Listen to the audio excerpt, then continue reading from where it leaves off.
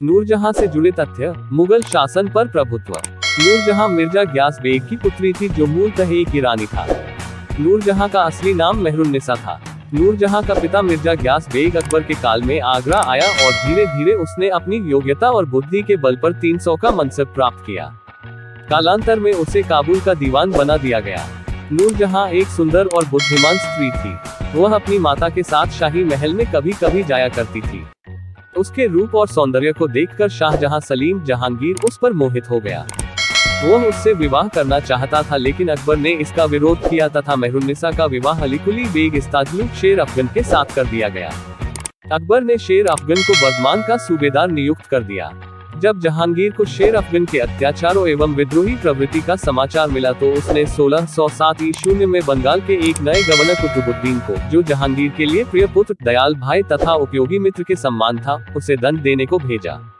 1607 ईस्वी की लड़ाई में शेर अफगन मारा गया और मेहरुन्निसा वापस आगरा आ गई। 1611 ईस्वी में जहांगीर ने मेहरुन्निसा से विवाह किया और उसे पहले तो नूरमहल तथा बाद में नूरजहां की उपाधि दी। जहांगीर के साथ विवाह होने के बाद नूरजहां ने राजनीति एवं प्रशासन संबंधी कार्यों में बड़ी रुचि ली। जहांगीर तथा तत्कालीन मुगल शासन पर नूरजहां के प्रभुत्व को लेकर इतिहासकारों में बहुत मतभेद है। डा. विंसेंट स्मिथ जैसे विदेशी इतिहासकार नूरजहां के राजनीतिक प्रभुत्व को प्रमाणित करने के लिए कहते हैं कि सिंहासन के पीछे वास्तविक शक्ति नूरजहां थी। डा. स्मिथ के अनुरूप विचार रखने वाले इतिहासकार जहांगीर की आत्मकथा से उसके उस कथन को उद्धृत करते हैं जिसमें उसने कहा है, जब नूरजहां के पास तख्त की बागडोर है, मुझे केवल आधा सेर मांस और प्याला शराब की ही आवश्यकता है। इसके विपरीत जो इतिहासकार नूरजहां के अत्यधिक राजनीतिक प्रभाव को स्वीकार नहीं करते हैं, वे कहते हैं कि जहांगीर की आत्मकथा से स्पष्ट है। 1622 ईस्वी में अपने स्वास्थ्य गिरने तक जहांगीर स्वयं राजनीतिक निर्णय लिया करता था। नूरजहां का प्रभाव सिर्फ शाही घराने तक ही सीमित था। नूरजहां के प्रभुत्व को निम्न दो कालों में विभाजित किया जा सकता है। राजनीतिक प्रभुत्व का प्रथम काल 1611 ईस्वी से 1622 ईस्वी तक। इस काल में नूरजहां की राजनीतिक भूमिका अधिक प्रभावशाली नहीं थी। चूंकि मिर्जा ग्यास बेग के एक पुत्र ने सम्राट जहांगीर के पुत्र खुसरो के विद्रोह अप्रैल-मई 1606 ईस्वी में भाग लिया था, इसलिए उसे इतमादौला को दीवान के पद से हटा दिया गया था, लेकिन शीघ्र ही उसे उसका पद वापस दे दिया गया। नूरजहां से विवाह के बाद जहांगीर ने अपन ससुर इतमादौला को प्रमुख दीवान बना दिया। इसके अतिरिक्त नूरजहां के परिवार के अन्य सदस्यों का मनसब बढ़ा दिया गया। निस्संदेह इतमादौला कुशल, वफादार तथा कर्तव्यनिष्ठ था। यह 10 वर्षों तक मुगल सम्राट का प्रमुख सलाहकार बना रहा। नूरजहां के भाई आसिफ खां को खान ए सामा के पद नियुक्त किया गया। उसी को पुत्री अर्जमंद बानु बेगम का विवाह शाहजादा खुर्रम शाहजहां से हुआ। कुछ आधुनिक इतिहासकारों की राय है कि दरबार में अपने पिता इतमादौला, भाई आसिफ खां, अपनी मां अस्मत बेगम तथा शाहजहां खुर्रम की सहायता से नूरजहां ने अपना एक छोटा सा दल बना लिया था, जिसका सम्राट जहांगीर पर इतना नियंत्रण ही गया था कि उसके समर्थन के बिना कोई भी कार्य या निर्णय आगे नहीं बढ़ सकता था। नूरजहां के गुट के प्रभाव के बारे में सर टॉमस रोक, जिसे सम्राट जेम्स प्रथम ने भेजा और जो जहांगीर के दरबार में 1615 से 1618 तक रहा, ने लिखा है, इस समय सारी शक्ति नूरजहां के गुट के हाथ में थी। उसके भाई आसिफ खां तथा उसी भाई आसफ खां के दामाद खुर्रम की सहायता के बिना कोई भी कार्य करवाना असंभव था। उसका प्रभुत्व इतना बढ़ गया था कि महाबत खां जैसे प्रबल अमीर भी उससे भय खाते थे।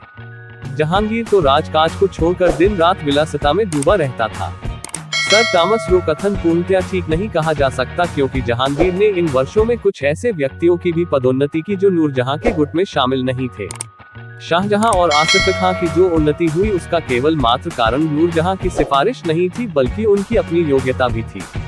नूरजहां के अतिरिक्त जहांगीर अपने पुत्र खुर्रम शाहजहां को स्वयं बहुत चाहता था। वास्तव में खुसरो के विद्रोह तथा उसको गिरफ्तारी के बाद शहजादा खुर्रम जहांगीर का सर्वाधिक प्रिय पुत्र बन चुका था। जहांगीर अगर शासन प्रबंध के प्रति पूर्णतया उदासीन हो जाता तो उसके काल में साहित्य, कला एवं अन्य क्षेत्रों में जो प्रगति हुई वह कभी भी नहीं हो सकती थी। 1622 ईस्वी तक नूरजहां की राजनीतिक भूमिका स्पष्ट नहीं है। संभवतः उसका निजी प्रभाव अधिकतर शाही घराने पर था। उसने फारसी परंपराओं पर आधारित नए फैशनों का प्रचलन किया। इतिहासकार खफी खां ने लिखा है, नूरजहां द्वारा चलाए हुए फैशन बहुत देर तक ऊंचे घराने में प्रचलित रहे। नूरजहां इस काल में सम्राट जहांगीर की बराबर की साथी थी और वह उसे अपने साथ शिकार पर भी ले जाता था। इस कारण वह कई बार लोगों के अनुरोध पर उनकी समस्याओं को सुलझाने के लिए सम्राट से सिफारिश कर देती थी।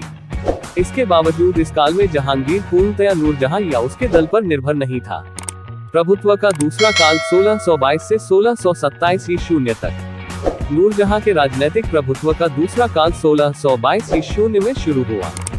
1622 ईस्वी से जहांगीर के स्वास्थ्य में निरंतर गिरावट आ रही थी। उसके बीमार होने के बाद नूरजहां की राजनीतिक महत्वाकांक्षाएं बढ़ गईं।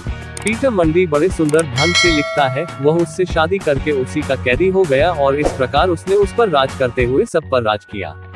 वह सारी सत्ता अपने पास रखना चाहती थी। इसी कारण उसके गुट में फूट पड़ गई। एक गुट नूरजहां का बना रहा जिसमें उसका दामाद शहरयार प्रमुख था। वह उसे जहांगीर का उत्तराधिकारी भी बनवाना चाहती थी। दूसरा गुट उसके भाई आसफ खां तथा शाहजहां खुर्रम का था। उसने जहांगीर को सलाह दी कि वह शाहजहां खुर्रम को कंधार अभियान पर भेजे। खुर्रम ने अपने पिता के विरुद्ध 1622 ईस्वी में विद्रोह कर दिया। खुर्रम को यह मालूम होने लगा कि जहांगीर पूरी तरह नूरजहां की मुट्ठी में है। परिणामस्वरूप नूरजहां के राजनीतिक हस्तक्षेप ने मुगल घराने में गृहयुद्ध शुरू कर दिया। नूरजहां ने इस काल में उन सभी उच्च अधिकारियों के विरुद्ध संदेह रखा जो उससे राजनीतिक मतभेद रखते थे। संभवतः उसी के कहने पर जहांगीर ने महाबत खां को दरबार में हिसाब किताब देने के लिए बुलाया, क्योंकि महाबत खां की मित्रता शाहजादा परवेज के साथ बढ़ रही थी, जिसे नूरजहां अपने दामाद शहरयार एवं स्वयं के लिए खतरनाक मानती थी। स्वाभिमानी महाबत खां ने सम्राट के विरुद्ध विद्रोह कर दिया। नूरजहां ने महाबत खां के विद्रोह को असफल बनाने में बड़ी कूटनीति से काम लिया तथा जहांगीर को उसकी कैद से छुड़ाकर अपनी महान राजनीतिक सूझबूझ का परिचय दिया।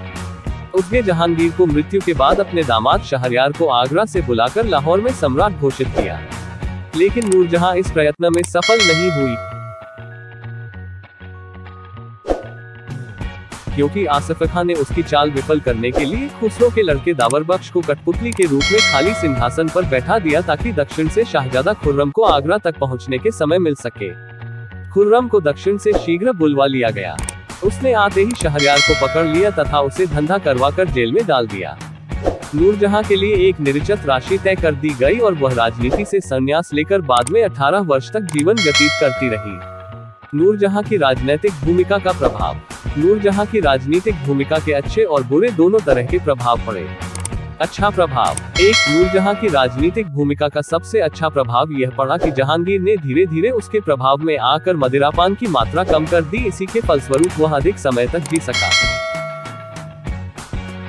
2, नूरजहां ने जहांगीर के साथ राजनीतिक क्षेत्र में सहयोग देकर उसके प्रशासनिक कार्यभार को कम करने में मदद दी। 3, उसने कई बार गरीब और दुखी महिलाओं को सरकारी सहायता देकर उनका कल्याण किया। 4, उसने वेशभूषा, फैशन, श्रृंगार के क्षेत्र में नवीन डिजाइनों एवं वस्तुओं का आविष्कार कर इन क्षेत्रों में नवीन तथा क्रांतिकारी परिवर्तन लाने में सफलता प्राप्त की। उसी के चलाए फैशनों को पर्याप्त समय तक उच्च वर्ग की महिलाओं ने अपनाया। 5, उसने महाबत खां के विद्रोह को मुगल सम्राट की गिरी हुई प्रतिष्ठा को बचाया। महाबत खां की पराजय नूरजहां की सबसे बड़ी विजय थी। बुरा प्रभाव। नूरजहां की राजनीतिक भूमिका के अच्छे प्रभावों के साथ साथ कुछ घातक प्रभाव भी पड़े। 1, नूरजहां ने अपने प्रथम प्रभुत्व काल में अपन पिता, भाई तथा अन्य संबंधियों को ऊंचे पद तथा मनसब दिलाने में जो अपने प्रभाव का प्रयोग किया, उसने निश्चित रूप से अन्य उच्च पदाधिकारी असंतुष्ट हुए तथा दरबार के वातावरण में थोड़ा बहुत तनाव आया।